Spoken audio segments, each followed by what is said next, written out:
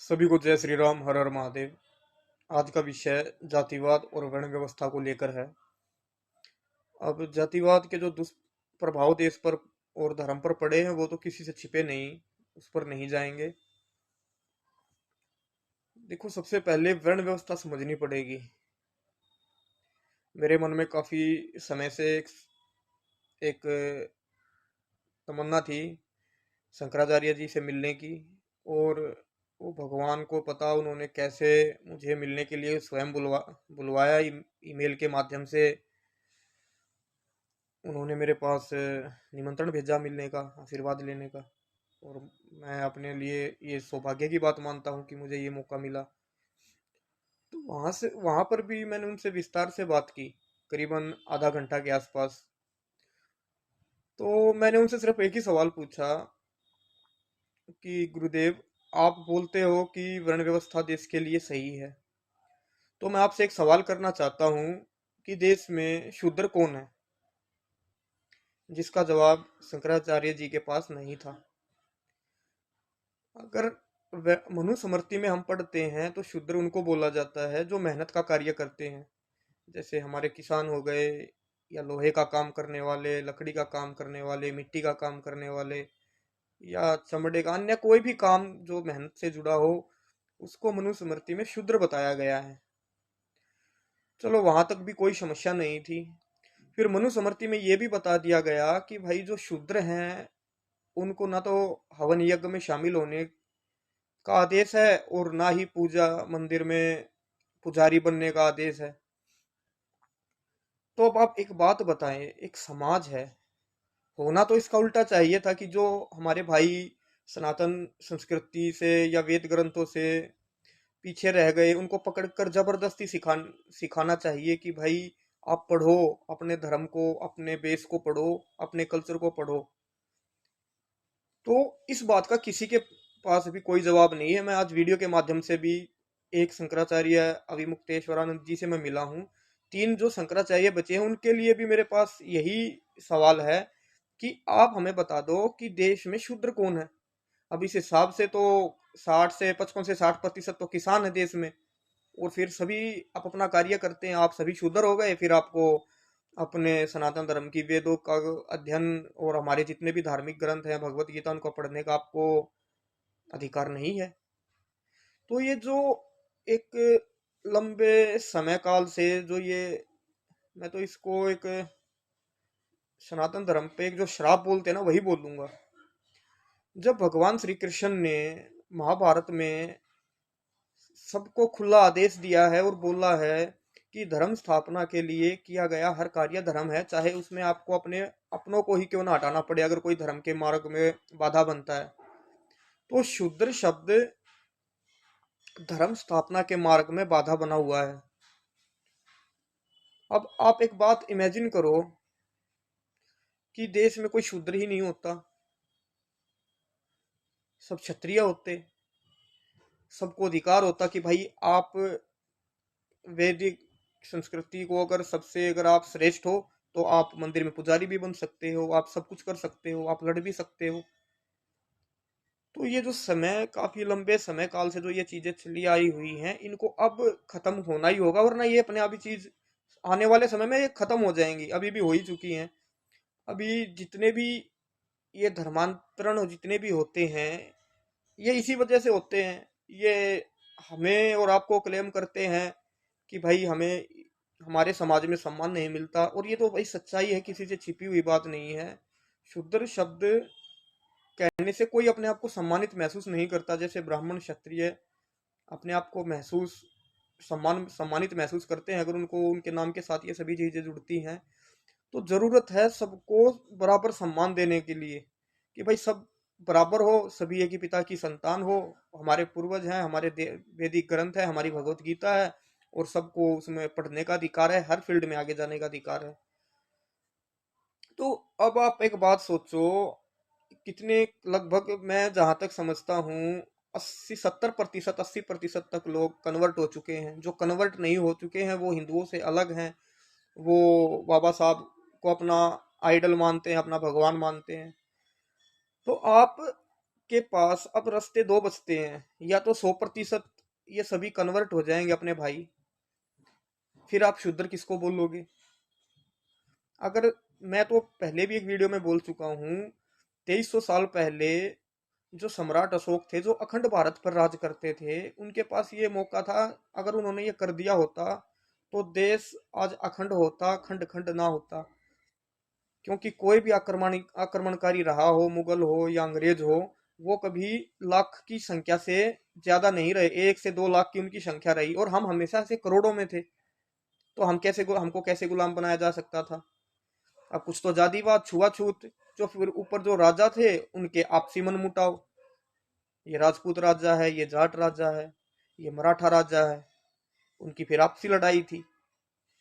तो ये जो पीछे इतिहास में जो गलती और जो भूल हुई है, उसको अब नहीं सुधारा तो आगे तो बुरा हाल होना ही है। आप सभी को पता है कि जो बातें मैं बोल रहा हूँ उनका क्या महत्व है। अब सवाल उठता है कि इसको खत्म कैसे किया जाए।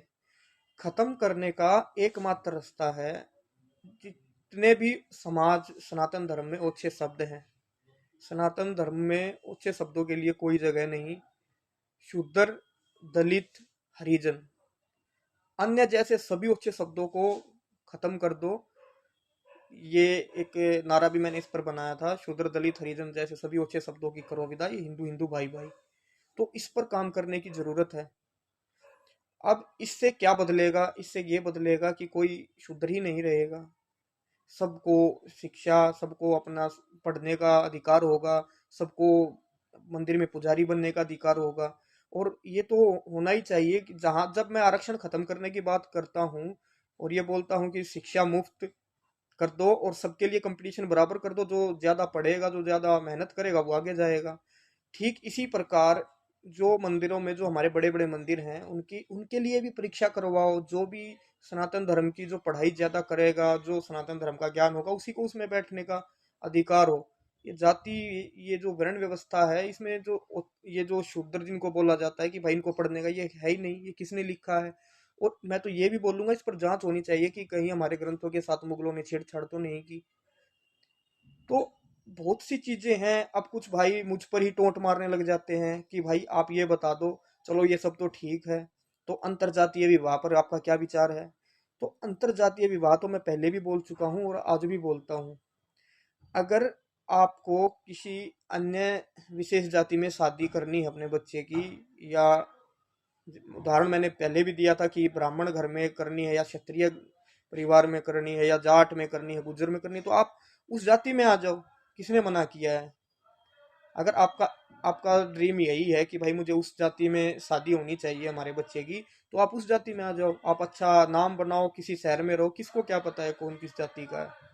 और जब आपके पास नाम नाम और पैसा सब चीज होंगी, तो रिश्ते भी बनेंगे आप एक दूसरे के घर में। ये कौन सी बड़ी बात है? और दूसरा दूसरा जो रास्ता है कि भाई कानून है, कोई किसी का अगर किसी के साथ मेल मिलाप है तो आपस में शादी करो, कानून आपको प्रोटेक्शन देता है किसी भी जाति में। तो ये जो अच्छे शब्द हैं, इनका खात्मा इसलिए जरूरी है, और इसी के लिए मैंने रामेश्वरम तमिलनाडु से श्रीनगर के लाल चौक तक भगवान श्री रामचंद्र पादुका यात्रा का आयोजन किया था।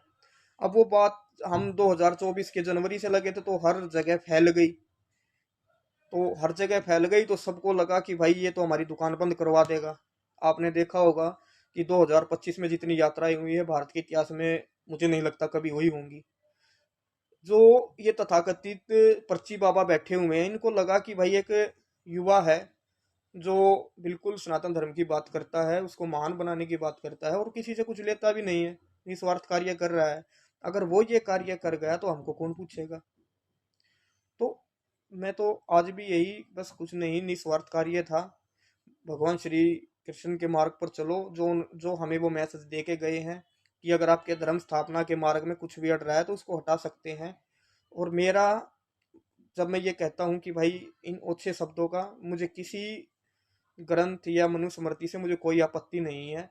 बस ये जो ओछे शब्द हैं, इनका खात्मा, और जो ओछी बातें लिखी हुई हैं, ढोल गवार शूद्र पशु नारी सकल ताड़ना के अधिकारी, अन्य और ऐसी चीजें लिखी हुई हैं पहले तो इनकी जांच हो जाए कि ये भाई सही है या मुगलों ने हमें तोड़ने के लिए जोड़ा।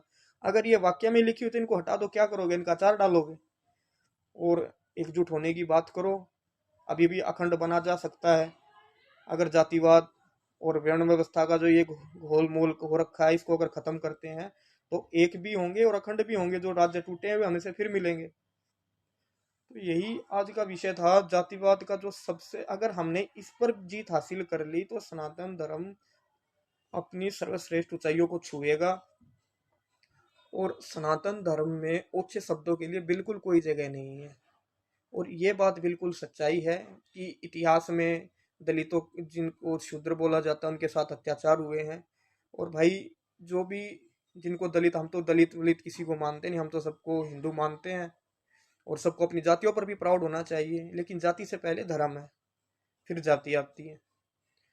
तो यही था आज का वीडियो। अगर विचार समझ में आए, वीडियो समझ में आए, तो वीडियो को शेयर करो। और यही एकमात्र रास्ता है।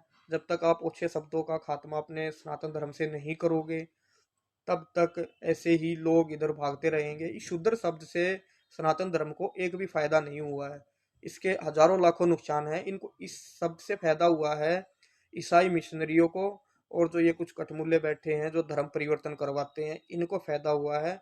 बाकी किसी को कोई फायदा नहीं हुआ। सनातन धर्म को कुछ फायदा नहीं हुआ, ये मैं लिख कर दे सकता हूँ। और बिल्कुल ओपन चैलेंज है, कोई मुझे बता दे कि भाई इस शब्द से सनातन धर्म को फायदा क्या हुआ है। अगर फिर वर्ण के हिसाब से चलना है तो भाई ब्राह्मण सभी कार्य कर रहे हैं, क्षत्रिय भी सभी कार्य कर रहे हैं, चमड़े का भी काम कर रहे हैं, जूते की भी दुकान खोल रखी है। और जो क्षत्रिय थे वो पैसों का और भी व्यापारियों वाले काम कर रहे हैं। तो ऐसे नहीं चलेगा सीधा एक, जब तक एक नीति नहीं बनेगी राष्ट्र के लिए, तब तक चीजों को नहीं सुधारा जा सकता। तो यही आज का उद्देश्य था। और आप, अगर इसमें कुछ गलत है तो आप अपने कमेंट बॉक्स में अपने कमेंट अवश्य लिखें कि ये कैसे प्रैक्टिकल नहीं है। मैं आप सभी का जवाब दूंगा। सभी को जय श्री राम, हर हर महादेव, जय गौ माता।